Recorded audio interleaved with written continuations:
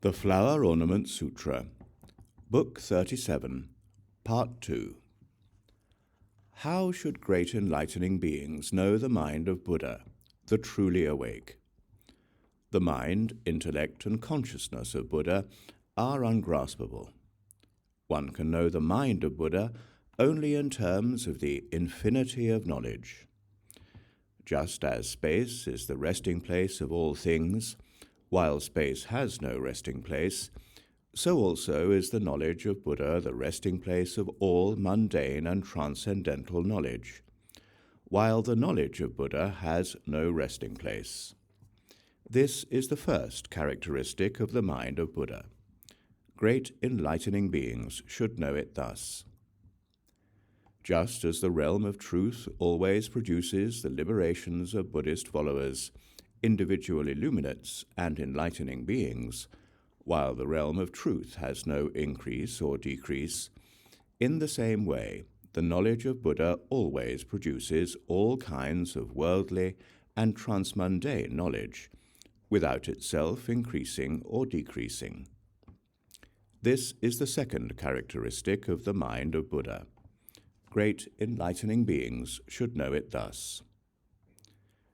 Just as the ocean water flows under the continents and islands, so that all who drill for water find it, yet the ocean does not form any notion of itself giving out water, in the same way the water of the ocean of knowledge of Buddha flows into the minds of all sentient beings, so that if they examine things and practice ways of entering truth, they will find knowledge pure and clear, with lucid understanding. Yet the knowledge of Buddha is equal, non-dual, without discrimination. But according to the differences in sentient beings' mental patterns, the knowledge they obtain is not the same. This is the third characteristic of the mind of Buddha. Great enlightening beings should know it thus. In the ocean, there are 4 jewels imbued with infinite qualities that produce all the precious jewels in the ocean. If these jewels were not in the ocean, it would be impossible to find even one jewel. What are these 4? One is called accumulation of treasures. Another is called inexhaustible treasury. Another is called removal of burning heat. The other is called replete with adornments. These jewels cannot be seen by any ordinary people or sea creatures. Why? The king water spirit ocean, because the jewels are magnificent with perfect lines and proportions, keeps them in a deeply hidden place within the palace. The great ocean of knowledge of Buddha similarly has 4 great jewels of knowledge, with infinite qualities of knowledge and virtue, whereby are produced all the jewels of knowledge of the stages of learning and beyond learning of ordinary people, Buddhist followers, and individual illuminates, and of enlightening beings. What are the 4?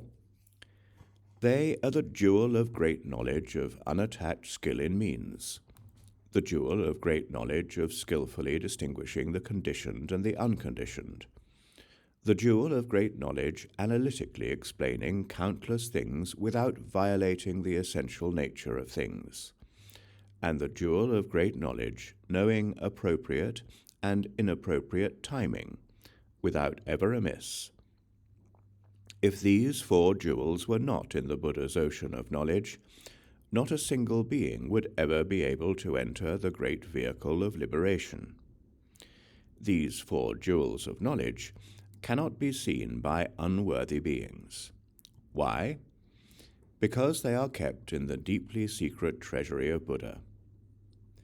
These 4 jewels of knowledge are even, symmetrical, straight, and true, immaculately beautiful, and able to universally benefit all enlightening beings, enabling them to attain the light of knowledge.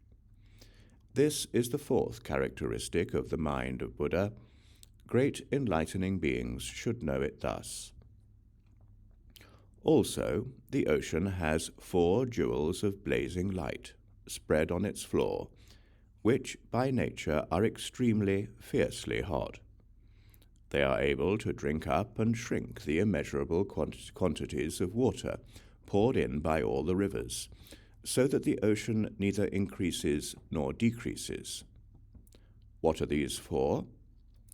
One is called solar matrix, the second is called removing moisture, the third is called flame light, the fourth is called thorough exhaustion. If these 4 jewels were not in the ocean, the whole world, up to the highest heaven of material existence, would all be flooded. The light of this great jewel solar matrix, when it shines on seawater, turns it to milk. The light of the great jewel removing moisture, when it shines on the milk, turns it to cream. The light of the great jewel flame light, when it shines on the cream, turns it to butter. The light of the great jewel thorough exhaustion, when it shines on the butter, turns it to ghee, blazing like fire, consuming it without remainder. Buddha's ocean of great knowledge similarly has 4 kinds of jewels of great knowledge, with light of immeasurable power.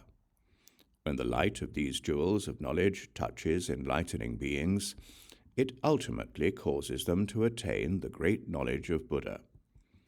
What are the 4? They are the jewel of great knowledge, stopping all the waves of scattered goodness; the jewel of great knowledge, eliminating all emotional attachment to the teachings; the jewel of great knowledge of the universal illumination of the light of intelligence; the jewel of great knowledge of boundless effortlessness, equal to Buddha. When enlightening beings practice the methods of fostering enlightenment, they rouse innumerable waves of scattered goodness, which all worldly beings, celestials, humans, or titans, cannot destroy.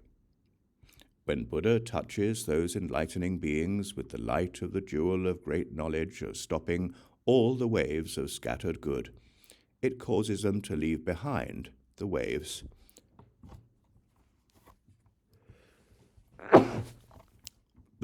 of scattered good, keep their minds on one point, and dwell in concentration. Then, touching the enlightening beings with the light of the jewel of great knowledge, removing all emotional attachment to the teachings, causes them to give up clinging to the taste of concentration and awaken great spiritual powers. Then, touching the enlightening beings with the light of the jewel of great knowledge of the universal intelligence, causes them to relinquish the occult powers they exercise and to engage in the active employment of great science. Then, touching the enlightening beings with the light of the jewel of great knowledge of boundless effortlessness, equal to Buddha, causes them to relinquish the active exercise of great science they have been engaged in, so that they finally reach the equanimity of Buddhas and cease all effort completely. Without the contact of the great light of these 4 jewels of knowledge of Buddha, it would be impossible for a single enlightening being to attain Buddhahood. This is the 5th characteristic of the mind of Buddha. Great enlightening beings should know it thus. The million lands from the sphere of water up to the heaven of neither perception nor non-perception, the abodes of sentient beings in the realm of desire, the realm of form, and the formless realm, all arise from space and rest in space. Why? Because space is everywhere. But though space contains all the realms of desire, form, and formlessness, yet it has no discrimination. The knowledge of Buddha is also like this. The knowledge of listeners, the knowledge of individual illuminates, the knowledge of enlightening beings, the knowledge of formulated practices, and the knowledge of unformulated practices all arise from the knowledge of Buddha and rest in the knowledge of Buddha. because the knowledge of Buddha pervades all. Though it contains innumerable knowledges, it has no discrimination. This is the sixth characteristic of the knowledge of Buddha. Great enlightening beings should know it thus. Atop the snowy mountains, there is an excellent medicinal tree called inexhaustible roots. The roots of that medicinal tree grow from 168,000 leagues, all the way down to the adamantine ground and the sphere of water. When that medicinal tree grows roots, it causes the roots of all trees on the continent to grow. When the medicinal tree grows a stem, it causes the stems of all trees on the continent to grow. The same is true of the branches, leaves, flowers, and fruits. The roots of the medicinal tree can grow stems, and the stems can grow roots. The roots are inexhaustible, so it is called inexhaustible roots.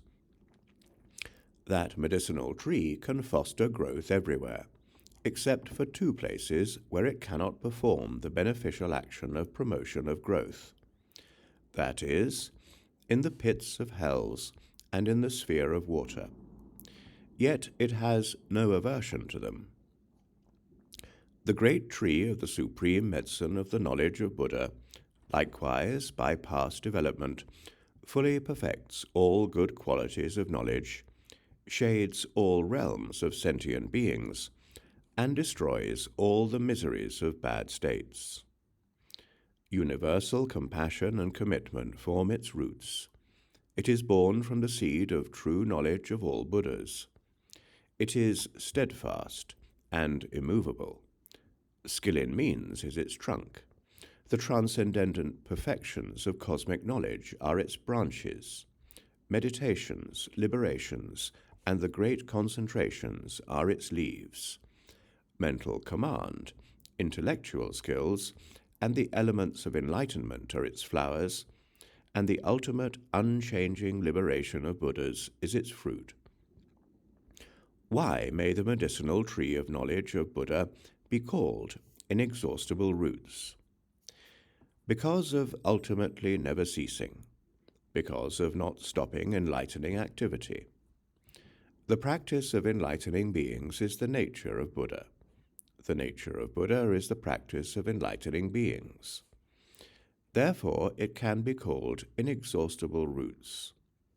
When the roots of the medicinal tree of Buddha knowledge grow, it causes enlightening beings to grow the root of great love and compassion, which does not abandon sentient beings. When its trunk grows, it causes all sentient beings to grow the trunk of profound determination with steadfast vigor. When its branches grow, it causes all enlightening beings to grow the branches of all transcendent ways. When its leaves grow, it causes enlightening beings to grow the leaves of pure conduct, austerity, virtue, paucity of desire, and contentment. When its flowers grow, it causes all enlightening beings to be replete with the flowers of magnificent arrays of the marks and embellishments of virtues. When its fruit grows, it causes all enlightening beings to gain the fruits of acceptance of non-origination up to acceptance of coronation by all Buddhas. The supreme medicine tree of knowledge of Buddha cannot perform its beneficial growth-fostering function in two places only. In those in the two vehicles of individual salvation who have fallen into the abyss of non-doing, and in unsuitable sentient beings with rotten roots of goodness who are sunk in the floodwaters of erroneous views and craving. Yet Buddha never has rejected these people. The knowledge of Buddha has no increase or decrease, because its roots are stable and grow ceaselessly. This is the seventh characteristic of the mind of Buddha. Great enlightening beings should know it thus. When the Aeonic Holocaust starts in the universe, it burns up all the plants and trees, and even the mountains, consuming all without leaving anything. Suppose someone picked up some dry straw and threw it in that fire. Do you think it could do aught but burn? No. It is more possible for that straw not to burn than for Buddha's knowledge, analyzing all sentient beings, all lands, all ages, and all phenomena of all times, not to know something. Why? Because that knowledge impartially comprehends all clearly. This is the 8th characteristic of the mind of Buddha.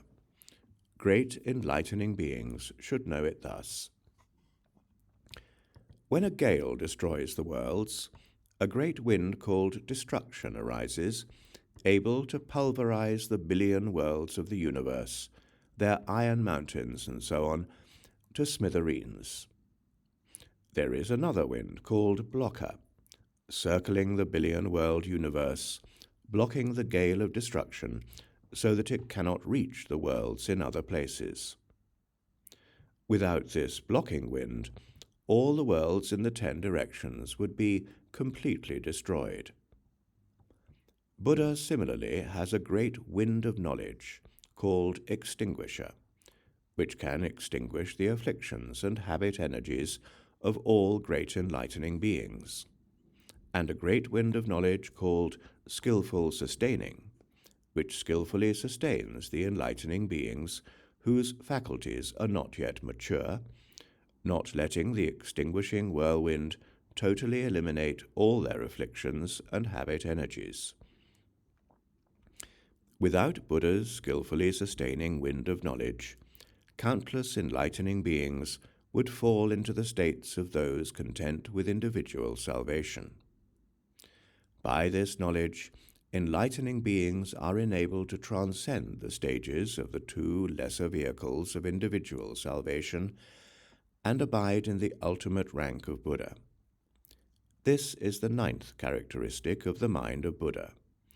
Great enlightening beings should know it thus. There is nowhere the knowledge of Buddha does not reach. Why? There is not a single sentient being who is not fully endowed with the knowledge of Buddha. It is just that because of deluded notions, erroneous thinking, and attachments, they are unable to realize it. If they would get rid of deluded notions, then universal knowledge, spontaneous knowledge, and unobstructed knowledge would become manifest. It is as if there were a great scripture, equal in extent to a billion-world universe, in which are written all the things of the universe. There are written the things of the iron peripheral mountains, to an extent equal to those mountains. There are written the things on the land, to an extent equal to the land.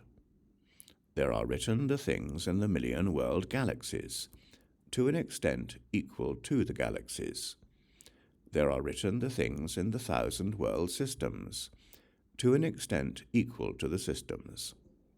There are written the things in the continents, to an extent equal to the continents, and so on.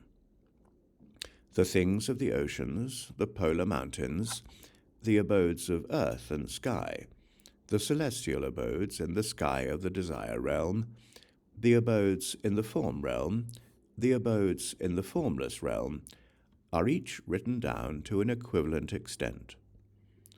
Though this scripture is equal in measure to a billion-world universe, yet it entirely rests in a single atom. And as this is so of one atom, it is also true of all atoms.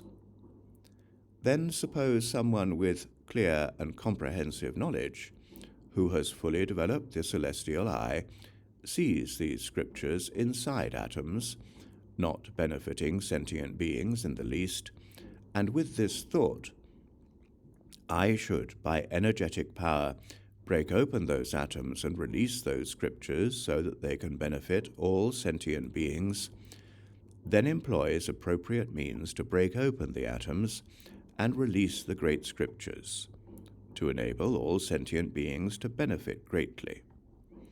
Similarly, the knowledge of Buddha, infinite and unobstructed, universally able to benefit all, is fully inherent in the bodies of sentient beings.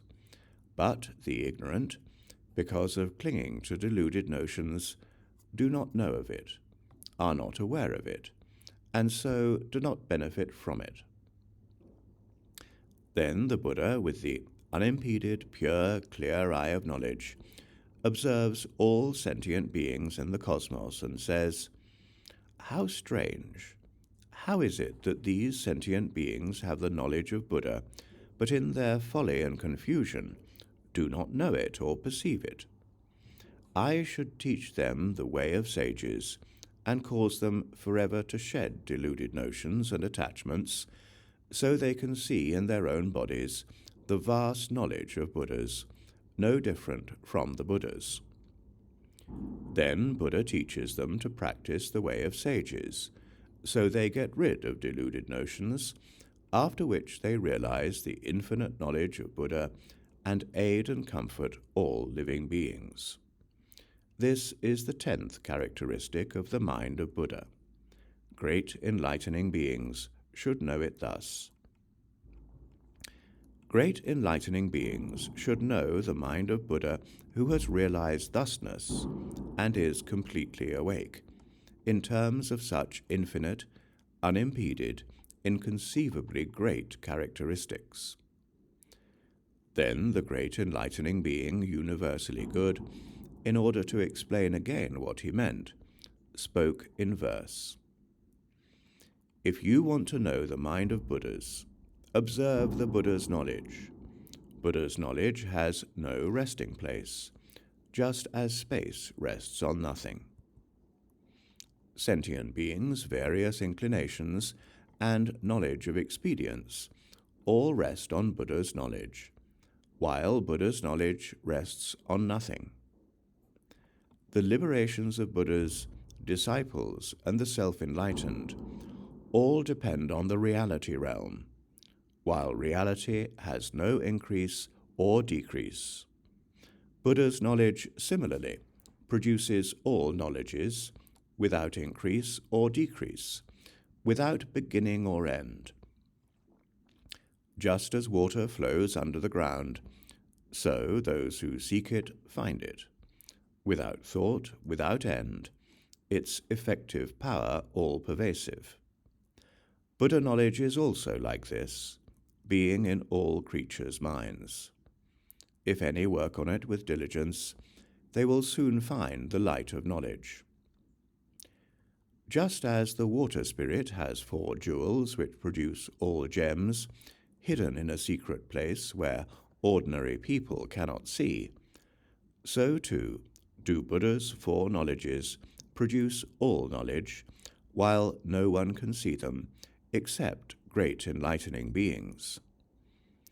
As in the ocean are 4 jewels which can drink up all waters, so that the ocean does not overflow and does not increase or decrease, likewise does Buddha's knowledge stop waves and remove attachment to teachings. Boundlessly great and vast, it produces enlightening beings and Buddhas. From the nadir to the summit of being, the desire, form, and formless realms all rest in space, while space does not discriminate. The knowledge of enlightening beings, of disciples, and the self-enlightened all rest in the knowledge of Buddha, while Buddha knowledge has no discrimination. On the snowy mountains is a medicine called inexhaustible roots, which can make all trees grow. Their roots, trunks, leaves, flowers, and fruits, Buddha's knowledge too is like this, grown from the seed of enlightenment. Once enlightenment is attained, it also produces the practices of enlightening beings. If someone puts a handful of straw in the aeonic fire, where even diamond blazes, the straw could not but be burned. The ages and lands of all times, and the sentient beings therein, Buddha completely knows, more surely than the burning of that straw. There is a wind called destruction, which can pulverize a universe. If not stopped by another wind, destruction would reach infinite worlds. The great wind of knowledge is also like this, extinguishing the delusions of enlightening beings. There is another wind of skillfulness, enabling them to live in the land of Buddhahood. It is as there is a great scripture, equal in extent to a universe, existing inside one atom, and in all atoms as well. Someone with intelligence and wisdom sees all clearly with pure eyes, and breaks the atoms, releasing the scriptures. For the benefit of all beings, Buddha knowledge, likewise, is in all beings' minds, wrapped up in deluded thoughts. They are unaware, unknowing. The Buddha's great compassion causes them to get rid of deluded ideas, so knowledge can appear and benefit enlightening beings. How should great enlightening beings know the sphere of Buddha, who has realized thusness and is completely awake?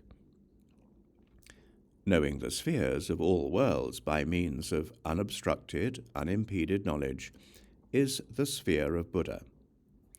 Knowing the spheres of all times, all lands, all things, and all beings, the undifferentiated sphere of true thusness, the unobstructed sphere of the reality realm, the boundless sphere of absolute truth, the unquantified sphere of space, and the objectless sphere is the sphere of Buddha.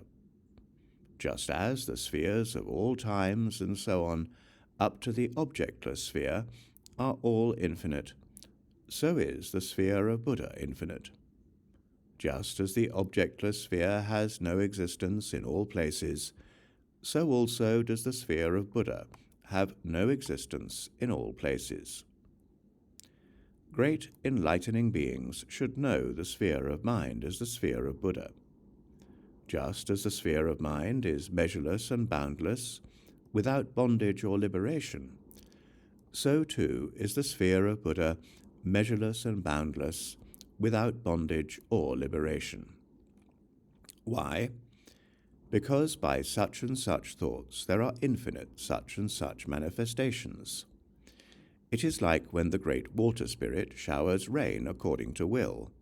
The rain does not come from inside or outside. The sphere of Buddha is also like this. According to such and such thoughts, there are infinite such and such manifestations, yet they do not come from anywhere in the 10 directions. Just as the water of the ocean all comes from the mental power of the king water spirit, so too does the water of the ocean of omniscience of all Buddhas all come from the Buddha's past vows. The ocean of omniscience is infinite, boundless, inconceivable, and inexpressible. But I will tell something of it by way of simile, so please listen carefully. The southern continent has 2,500 rivers, which flow into the ocean. The western continent has 5,000 rivers, which flow into the ocean. The eastern continent has 7,500 rivers, which flow into the ocean. The northern continent has 10,000 rivers, which flow into the ocean. These 4 continents thus have 25,000 rivers, which continuously flow into the ocean. What do you think? Is that a lot of water? Yes, indeed. There is also a water spirit, 10 light beams, which rains even more water than that into the ocean. The water spirit, 100 light beams, rains even more water than that into the ocean. The water spirit's magnificent arrays, thoughtful, thundering, joy, infinite light, continuous shower, great victory, great surge, and 8 billion more such water spirits, each rain more and more into the ocean. The son of the water spirit ocean, named Rose Apple Banner, reigns even more than that. The water in the abode of the water spirit 10 light beams flows into the ocean, even more than the aforementioned. The water in the palace of the water spirit 100 light beams flows into the ocean even more. The water of the palaces of each of the water spirits, each with more and more water, flows into the ocean, and the water in the palace of the water spirit Rose Apple Banner, son of the water spirit ocean, which is yet more, also flows into the ocean. The water in the palace of the water spirit ocean, which is even more, surges forth into the ocean. The water it produces is violet, and it surges forth at regular times, so the tide of the ocean is regular. Thus the ocean's water is infinite, its treasures are infinite, its creatures are infinite, and the earth it rests on is infinite too. Do you think that the ocean is infinite or not? It is truly infinite, incomparably so. The infinity of this ocean does not come up to the smallest fraction of the infinity of the ocean of Buddha knowledge. Similes are made for beings according to their mentalities, but the sphere of Buddha is beyond similitude. Great enlightening beings should know that the ocean of knowledge of Buddha is infinite, because of ceaseless cultivation of all enlightening practices from the very first determination for enlightenment. They should know that the collection of treasures therein is infinite, because all elements of enlightenment, the seeds of the 3 treasures, continue unending. They should know that sentient beings in which it dwells are infinite, because it is used by all listeners and self-illuminates, those still learning and those beyond learning. They should know the ground it rests on is infinite, because it is the abode of all enlightening beings, from the first stage of joy to the ultimate stage of non-obstruction. Great enlightening beings, in order to enter infinite knowledge and benefit all sentient beings, should know the sphere of Buddha in this way. Then Universally Good uttered these verses to again explain his meaning. As the sphere of mind is infinite, so is the sphere of Buddhas. As the sphere of mind is born from intellect, so should the sphere of Buddha be seen. The water spirits, without leaving their places, shower rain by the power of mind. Though the rain does not come from or go anywhere, yet it falls everywhere, according to the minds of the spirits. The 10-powered sage, in like manner, does not come from anywhere or go anywhere. To those with pure minds appearing physically, vast as the cosmos, yet fitting in a pore. The treasures of the ocean are infinite. So are its creatures and ground.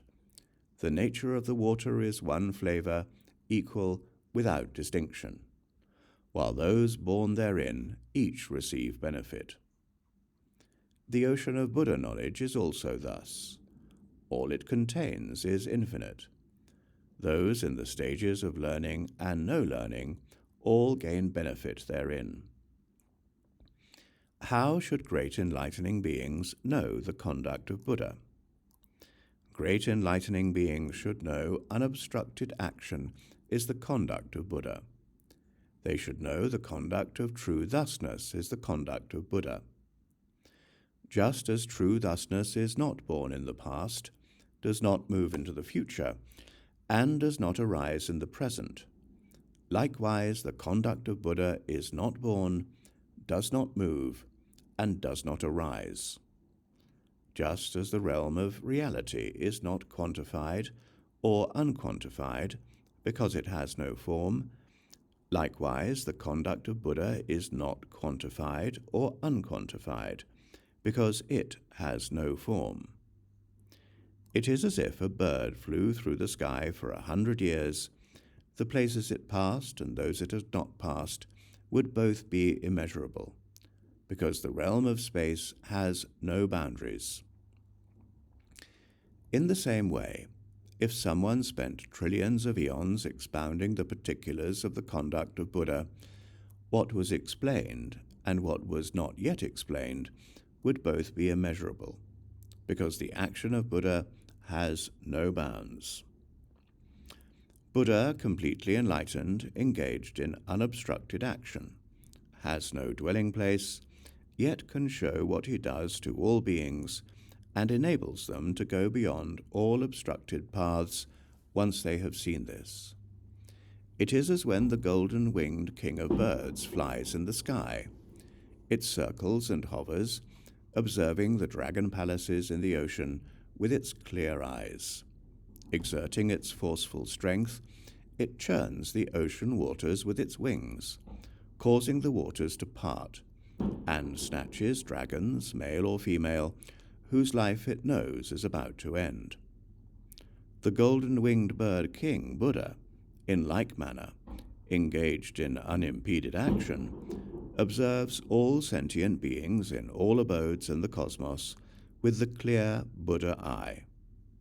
If any have planted roots of goodness that have developed to maturity, the Buddha exerts the forceful 10 powers, and with the 2 wings of tranquility and insight, churns the waters of emotion of the ocean of birth and death, causing the water to part, then snatches those beings, places them in the Buddha teaching, and causes them to stop all deluded notions and false descriptions, and abide in the non-discriminatory, unobstructed action of the enlightened.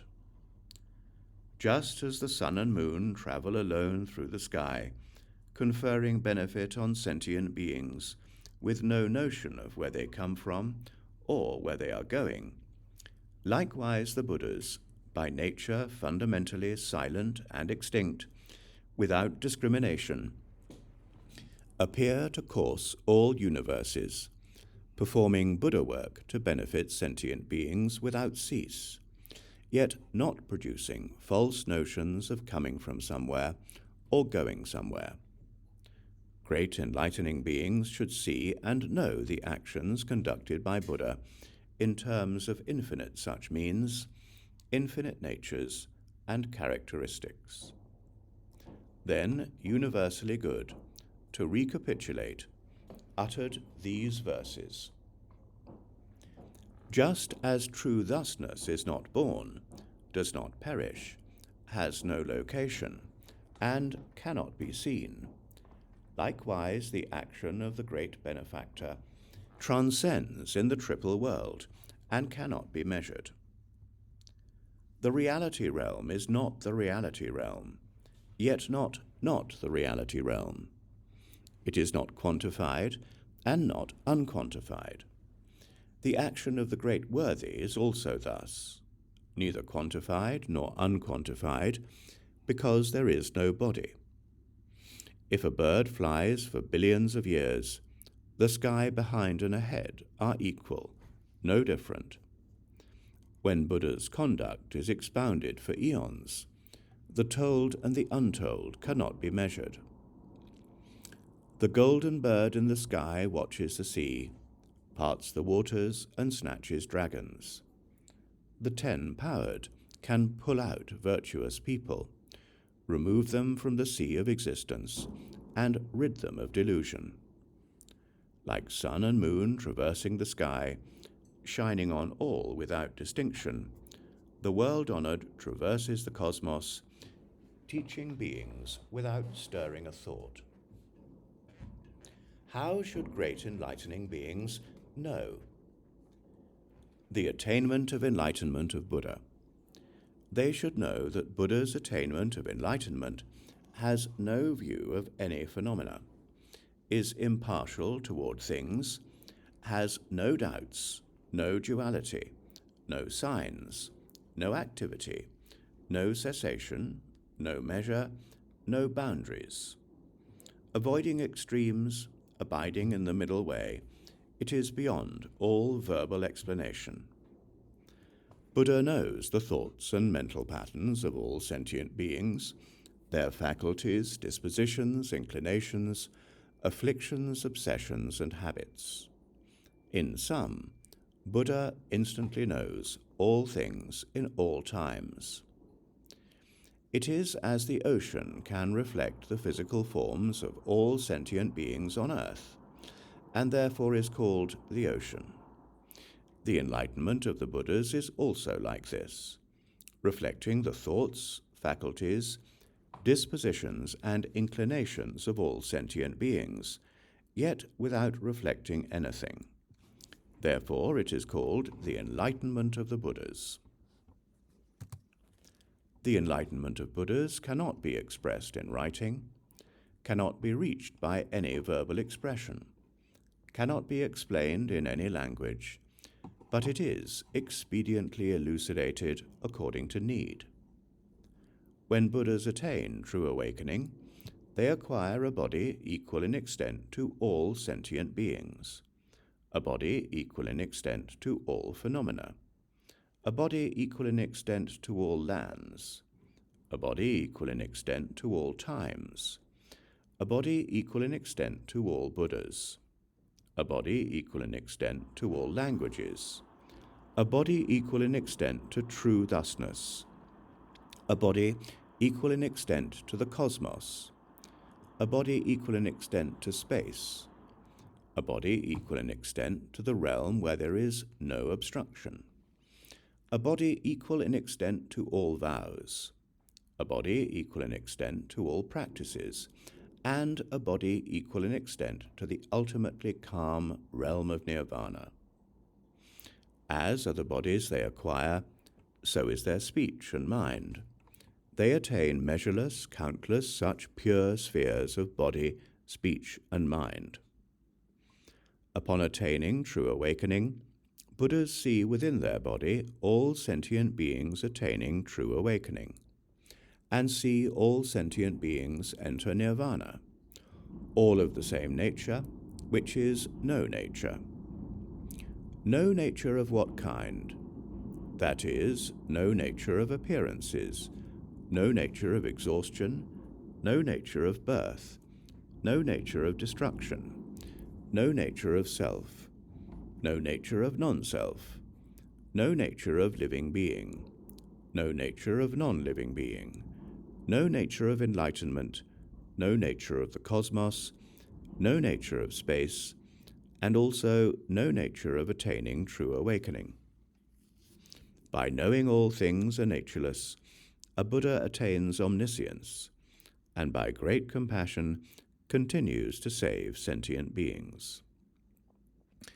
Just as space never increases or decreases, whether all worlds become or disintegrate, because space has no birth, similarly, the enlightenment of Buddhas has no increase or decrease, whether there is attainment of enlightenment or not, because enlightenment has no signs or countersigns, no unity and no variety.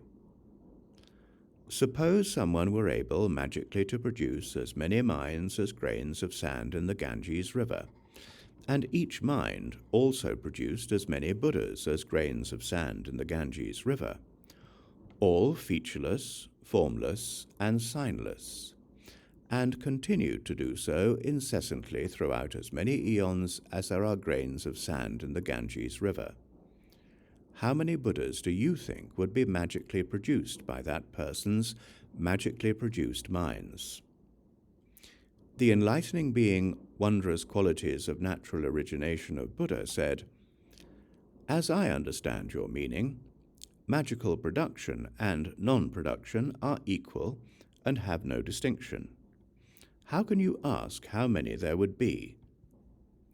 The enlightening being, universally good, said, "Very good. It is as you say. Even if all sentient beings were to instantly attain enlightenment, that would be equal to not attaining enlightenment, no different. Why? Because enlightenment is signless. If it has no signs, it has no increase or decrease.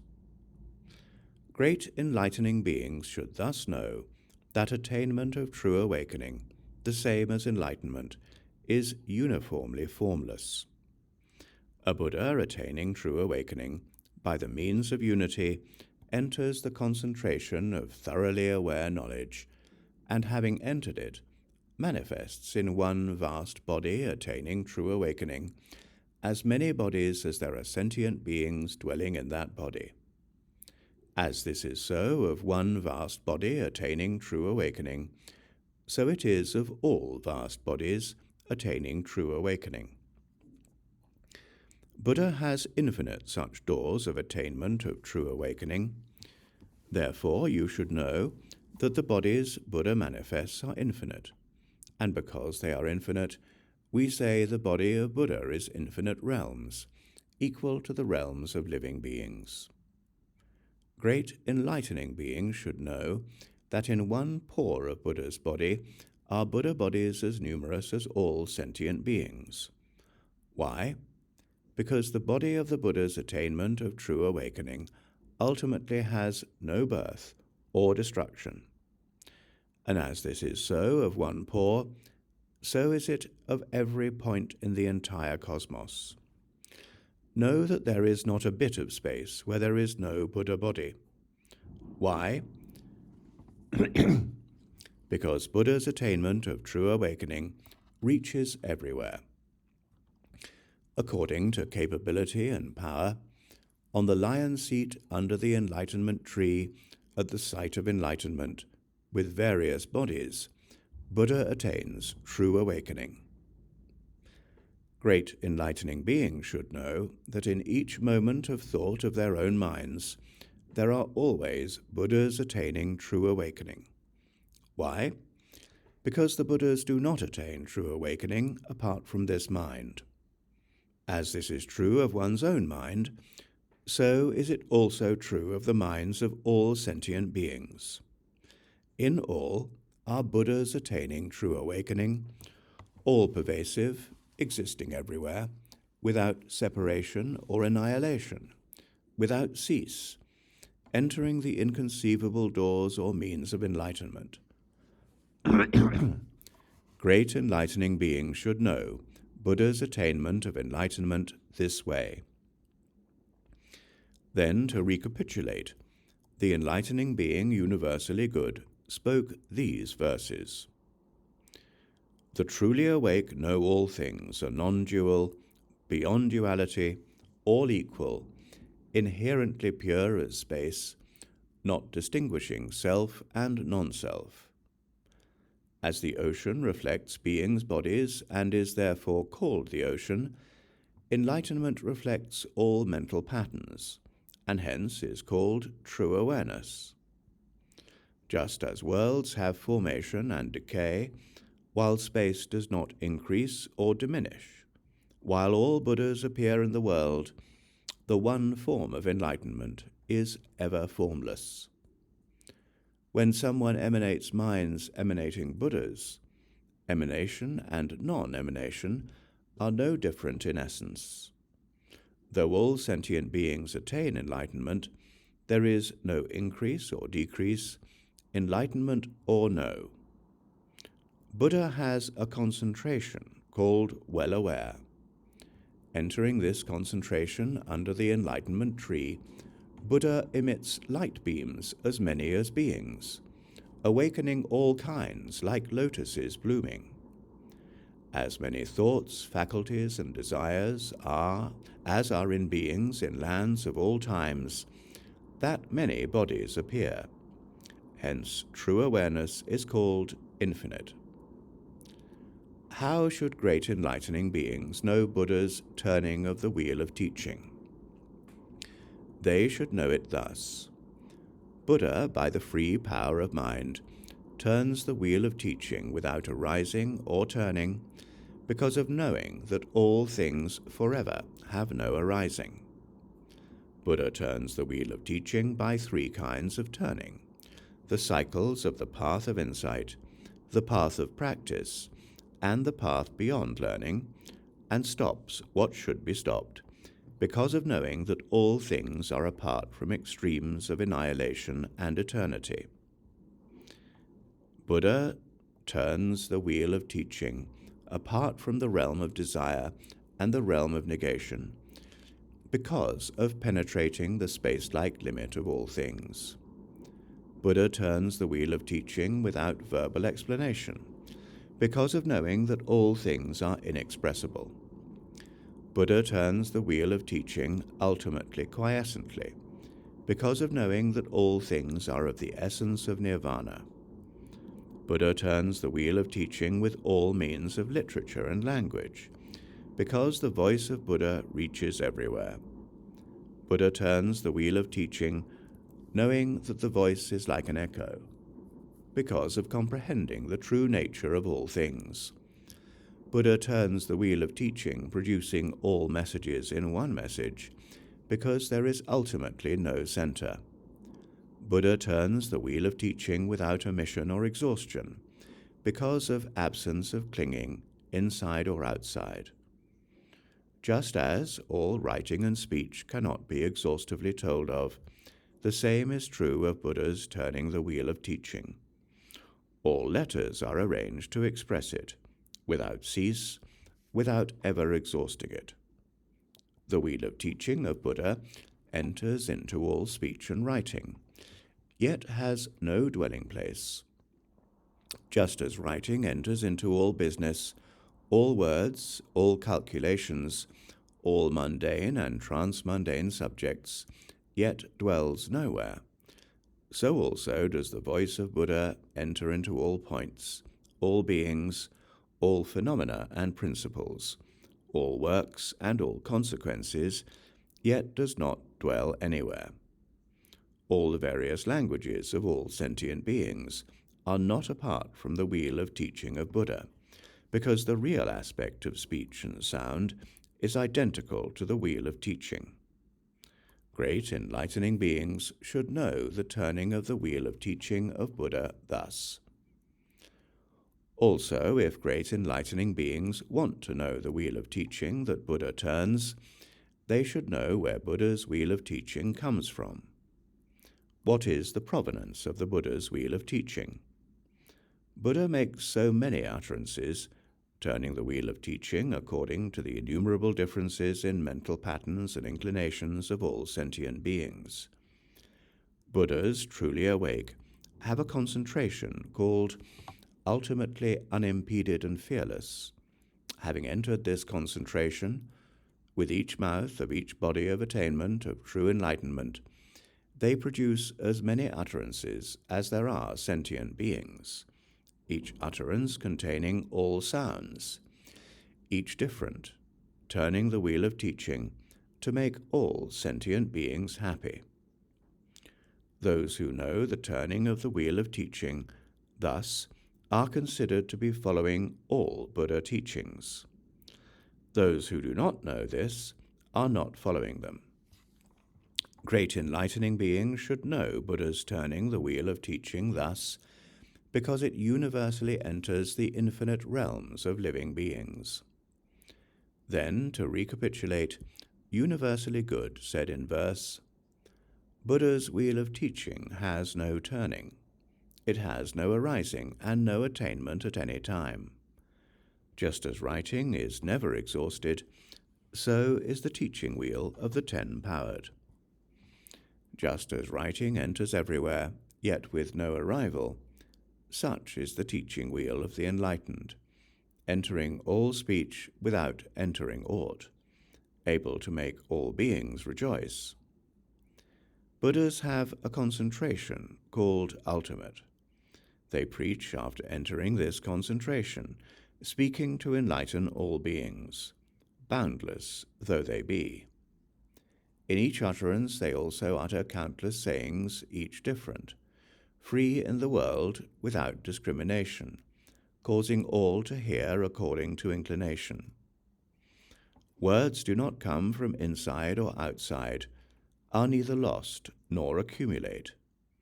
Yet for sentient beings, Buddhas turn the teaching wheel. This freedom is most extraordinary.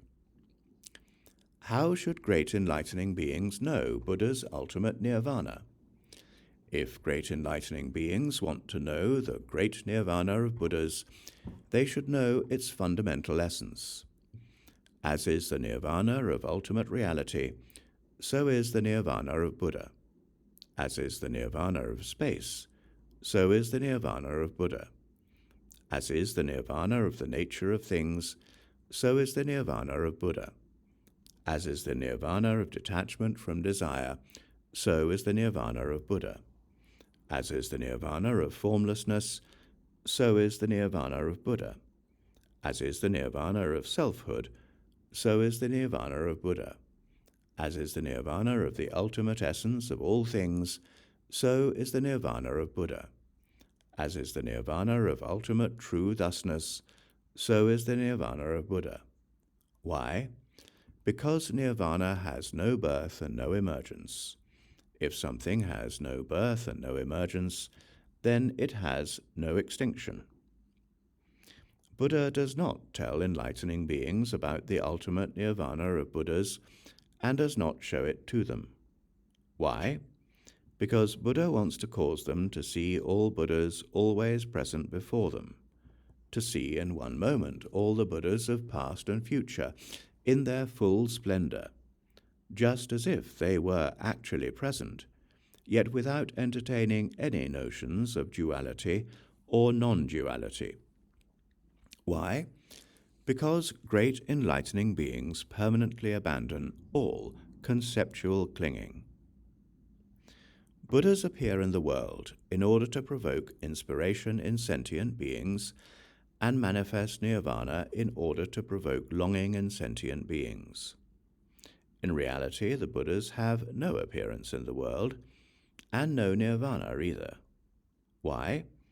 Buddha always abides in the pure realm of reality, manifesting nirvana according to the minds of sentient beings. For example, when the sun comes out and illumines the world, its image is reflected in all clean vessels of water, being in all places without coming or going. If one vessel breaks, then the reflection of the sun does not appear in it. Do you think it is the fault of the sun that its reflection does not appear there? No, it is just because the vessel is broken. It's no fault of the sun. The knowledge of realization of thusness, Buddha knowledge, is also like this, appearing throughout the cosmos, without before or after. Buddha appears in the clean mind vessels of all sentient beings.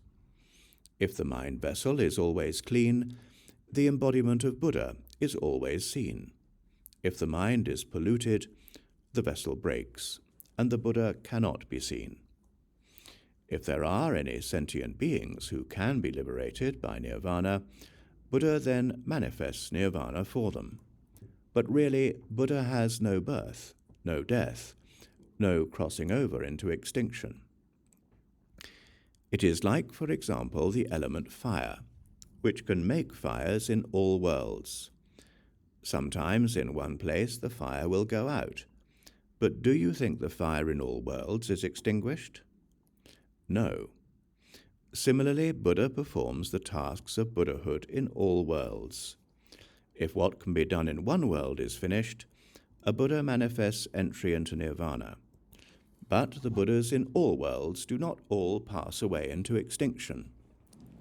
Great enlightening beings should know the great nirvana of the truly enlightened thus. Again, suppose, for example, a magician well versed in magical arts, by the power of the techniques of illusion, manifests phantom bodies in all cities, towns, and villages, in all lands in a billion-world universe, and sustains them there by magical power for an eon, while in other places, the magic performance being finished, the bodies disappear. Do you think that when that great magician disappears in one place, he disappears in all places? No. In a similar way, Buddha, the truly enlightened, knowing the various magical arts of infinite wisdom and means, manifests in all universes, sustaining that permanently throughout the future. If in one place, according to the minds of beings, what is to be done is finished, Buddha manifests nirvana. But can you say, because Buddha has appeared to enter nirvana in one place, that Buddha becomes extinct everywhere? Great enlightening beings should know the great ultimate nirvana of Buddha in this way.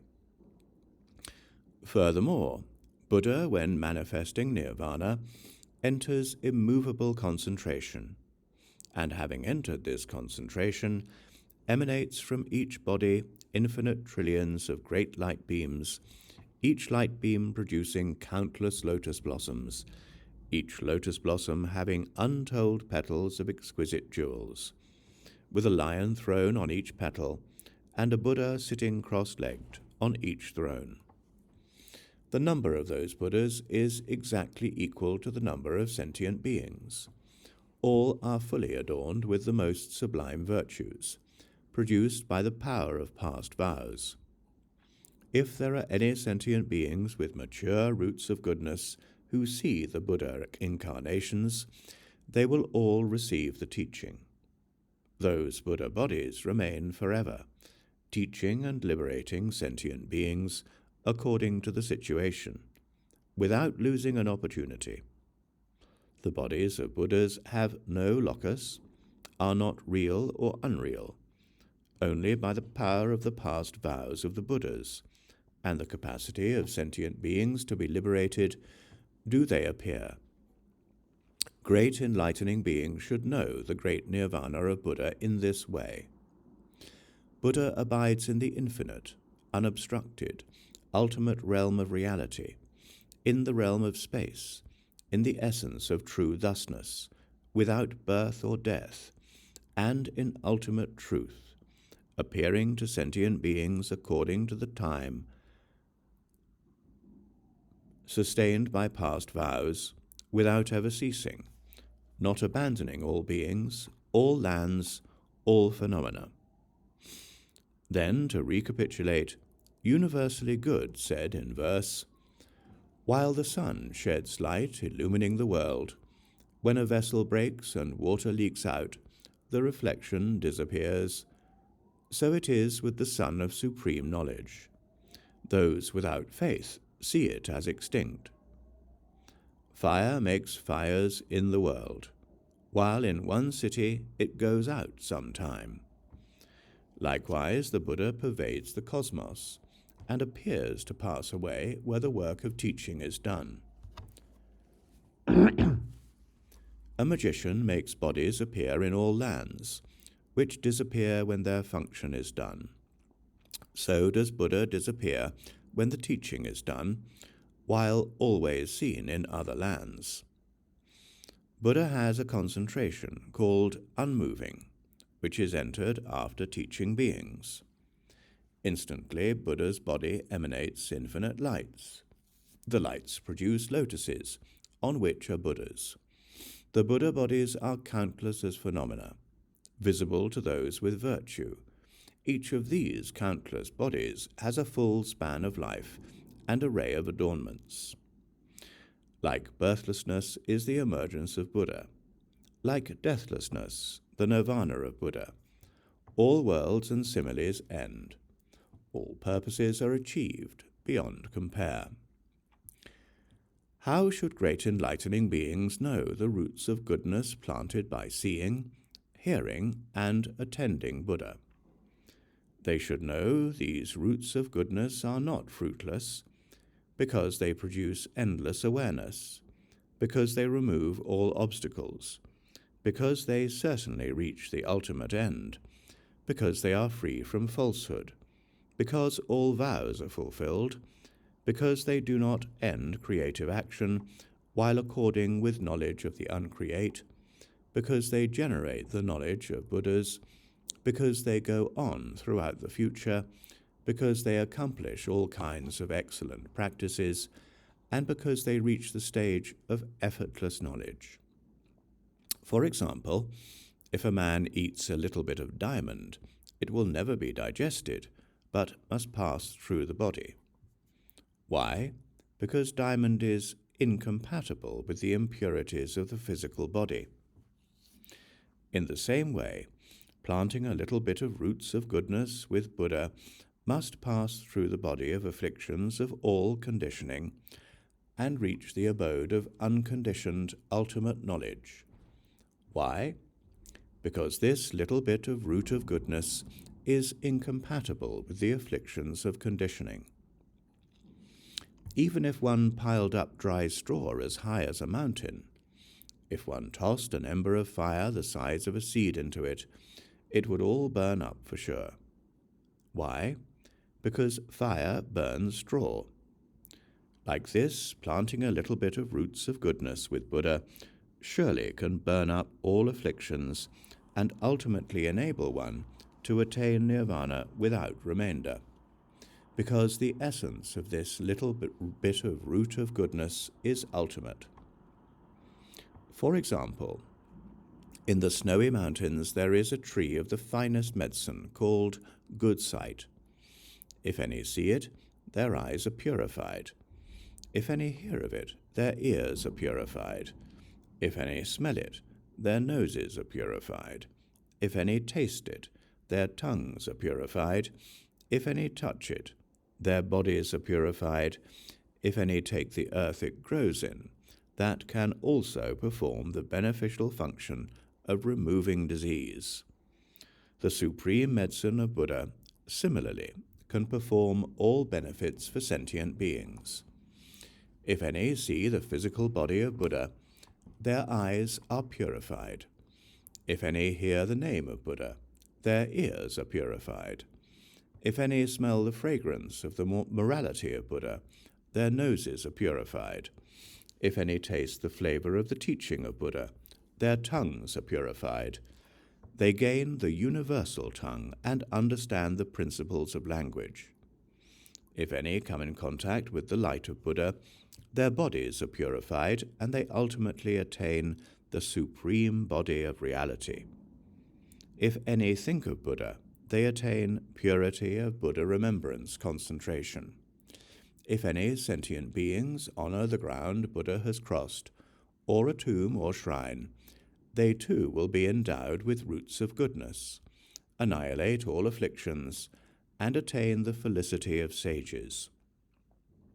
I tell you, even if there are sentient beings who see and hear Buddha, but because of being veiled by obstructions due to their deeds, do not become believers, if they still plant roots of goodness, none will be in vain. They will reach the ultimate end and enter nirvana. Great enlightening beings should thus know that the roots of goodness planted by seeing, hearing, and attending Buddha are free from all evil and imbued with good. Buddha uses all kinds of similes to explain all kinds of things, but there is no simile that can explain this principle. Why? Because the road of intellectual knowledge ends, because it is inconceivable. The Buddhas and enlightening beings just tell sentient beings similes according to their mentalities, in order to gladden them, but this is not the ultimate.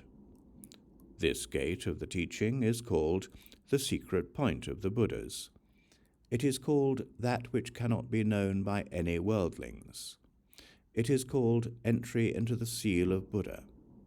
It is called opening the door of great knowledge. It is called revealing the essence of Buddha. It is called perfecting all enlightening beings. It is called that which all worldlings cannot destroy. It is called wholly conforming to the realm of Buddhas. It is called able to purify all realms of sentient beings. It is called expounding the ultimate inconceivable teaching of the real nature of Buddha. Buddha does not expound this teaching to anyone but enlightening beings intent on the great vehicle, only expounding it to enlightening beings riding the inconceivable vehicle of enlightenment. This gate of teaching does not come into the hands of anyone but great enlightening beings. It is like, for example, the 7 treasures of a universal ruler, by which universal rulership is shown.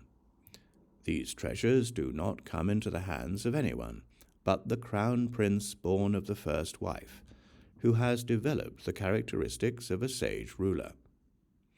If the universal ruler does not have a son with many virtues, after the ruler's life ends, the treasures will disperse and perish in 7 days. The treasure of this scripture is also like this. It does not come into the hands of anyone but the true offspring of the sovereign Buddha, born in the house of Buddha, who plant the roots of goodness characteristic of Buddhas. If there are no true offspring of Buddha, this teaching will perish before long. Why?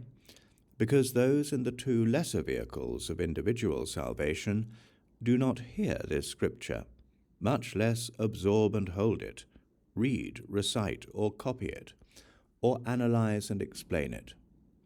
Only the great enlightening beings can do these things. Therefore, great enlightening beings, hearing this teaching, shall rejoice and receive it with respect. Why?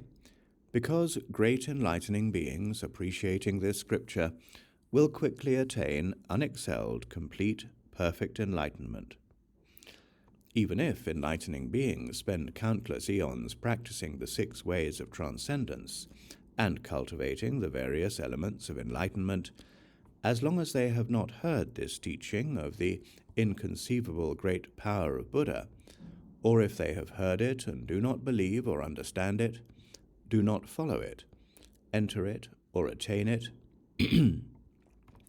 they cannot be called true enlightening beings, because they cannot be born in the house of Buddha. If they get to hear this teaching of the immeasurable, inconceivable, unobstructed, unhindered knowledge of Buddha, and having heard it, take it to heart, follow it, and awaken to it, these people will be born in the house of Buddha, accord with the sphere of all Buddhas, be endowed with all qualities of enlightening beings, detached from all mundane things, develop the conduct of all Buddhas, realize the true nature of all enlightening beings, have no doubts about the power of Buddha, abide in the teacherless truth, and plunge deeply into the unimpeded realm of Buddhahood. After great enlightening beings have heard this teaching, then they can know infinite things by knowledge of equality. Then they can part with arbitrary discriminations by means of a straightforward, honest mind. Then they can see the Buddhas before them by means of special devotion. Then they can enter the impartial realm of space by means of the power of attention. Then they can travel the boundless cosmos by means of free thought. Then they can acquire all virtues by means of the power of knowledge and wisdom. Then they can shed all worldly defilements by means of spontaneous knowledge. Then they can enter the network of all 10 directions by means of the will for enlightenment. Then they can know the Buddhas of all times are of one and the same essence, by means of great observation. Then they can enter this teaching by the knowledge of dedication of roots of goodness, entering without entering, not clinging to a single thing, always observing things through one universal principle. Great enlightening beings perfecting these accomplishments attain teacherless, spontaneous knowledge with a minimum of effort. Then Universally Good, to recapitulate, spoke these verses. Immeasurable are the virtues attained by seeing, hearing, and honoring Buddhas. Ultimately endless in action, needed to destroy afflictions and remove misery. As when a man ingests a little diamond, it is not digested but must pass through, the virtues of honoring Buddhas destroy illusion and lead to adamantine knowledge. Just as straw piled high as a mountain, a tiny ember of fire will burn up the small virtue of honoring Buddhas, will end affliction, and lead to nirvana. In the snowy mountains is a herb called good to see, which relieves all sickness when seen, heard of, smelled, or touched. If any see or hear of Buddhas, they will gain excellent virtues and reach Buddha knowledge. Then, by the spiritual power of Buddha, and by natural law, untold hundreds of quintillions of worlds in each of the 10 directions quaked in 6 ways, surging up in the east, sinking in the west, surging up in the west, sinking in the east, surging up in the south, sinking in the north, surging up in the north, sinking in the south, surging up on the periphery, sinking in the middle, surging up in the middle, sinking on the periphery, moving in 18 ways, trembling, trembling all over, trembling equally all over, rising, rising all over, rising equally all over, surging, surging all over, surging equally all over, quaking, quaking all over, quaking equally all over, roaring, roaring all over, roaring equally all over, crashing, crashing all over, crashing equally all over. There reigned clouds of all kinds of flowers, parasols, banners, pennants, fragrances, garlands, perfumes, ornaments, and radiant jewels, all surpassing those of the heavens, as well as clouds of enlightening beings singing eulogies, clouds of different bodies of untold enlightening beings, clouds of true awakening, clouds of purifying inconceivable worlds, clouds raining the sounds of the worlds of the Buddhas, filling boundless universes. As on this earth the power of Buddha manifested in this way, causing all enlightening beings to rejoice greatly, so did this transpire in all worlds throughout the 10 directions. At that time, in each of the 10 directions, passed as many worlds as atoms in 80,000 unspeakable numbers of hundreds of septillions of Buddha lands. There were 80 unspeakable numbers of hundreds of septillions of Buddhas, alike named universally good, who appeared to the enlightening beings and said, "Bravo, offspring of Buddha! You are able, imbued with the power of the enlightened, conforming to the nature of reality, to expound the teaching of the manifestation of Buddha.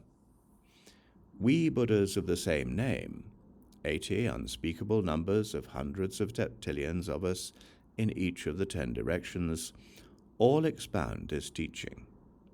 And what we expound, so do all Buddhas in all worlds, in the 10 directions. In this assembly, as many great enlightening beings as atoms in 100,000 Buddha lands have attained the concentration of spiritual powers of all enlightening beings. We give them the prediction that they will attain unexcelled, complete, perfect enlightenment in one lifetime. As many sentient beings as atoms in a Buddha land have roused the determination for unexcelled, complete, perfect enlightenment. We also give them a prediction that in the future, after as many eons as atoms in unspeakable Buddha lands, they will all become Buddhas, all with the same name, Supreme Realm of the Enlightened. In order to enable the enlightening beings of the future to hear this teaching, we all preserve it together. As the sentient beings are liberated in this world, so are the sentient beings liberated in all worlds in the cosmos. Then, owing to the spiritual power of the Buddhas of the 10 directions, owing to the power of the original vows of Vairochana, because the natural order is so, Buddhas activate knowledge in an instant. Because Buddhas respond to conditions without missing the time, because they awaken enlightening beings at appropriate times, because their past deeds have no loss or decay, because they foster the attainment of the great practice of universal good. In each of the 10 directions, past as many worlds as atoms in 10 unspeakable numbers of tens of quadrillions of Buddha lands, there were as many enlightening beings as atoms in 10 unspeakable numbers of tens of quadrillions of Buddha lands, who came here, filling all universes in the 10 directions, showing the vast magnificent adornments of enlightening beings, emitting networks of great beams of light, shaking all worlds in the 10 directions, demolishing the palaces of all demons, extinguishing the pains of the states of ill, revealing the power of all enlightened ones, singing praises of the infinite different virtuous qualities of the enlightened, showering all kinds of rains, manifesting infinite different bodies, receiving the teachings of infinite Buddhas. By the spiritual power of Buddha, they each said, "Bravo, offspring of Buddha, you are able to explain this indestructible teaching of Buddhas. We are all named universally good, and we each have come here from the presence of a Buddha called freedom marked by universality, from worlds called universal light. In those worlds we also expound this teaching, with the same expressions, the same principles, the same explanations, the same certitude, without increase or decrease. We have all come here by the spiritual power of Buddha and by having attained the Buddha's teaching to be witnesses for you. And as we come here, the same is true of all worlds in the whole cosmos, throughout space, in all 10 directions."